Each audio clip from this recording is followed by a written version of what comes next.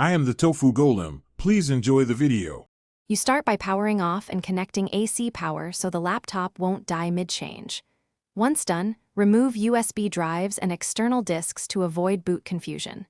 Reboot and press the Dell BIOS key for your model, usually F2 or F12, so you enter firmware. Make sure you have the admin password if one is set. Without it, you cannot change Secure Boot.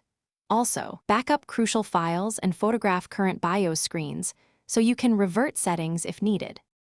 You'll navigate the BIOS menus using arrow keys. Go to the Secure Boot or Authentication section.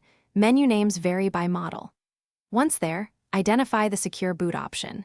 If it's grayed out, first switch boot mode from UEFI to Setup or change Admin to Enabled so options unlock.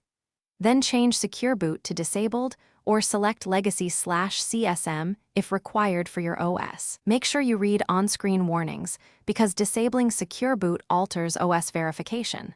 When ready, save the change but do not exit yet. You save and exit the BIOS, usually F10, and let the system reboot to confirm the change by starting your intended OS or installer.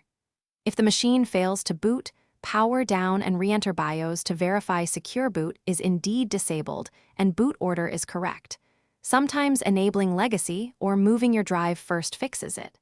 If options remain locked, you may need to reset BIOS defaults from the menu or use the motherboard clear jumper or removal of CMOS.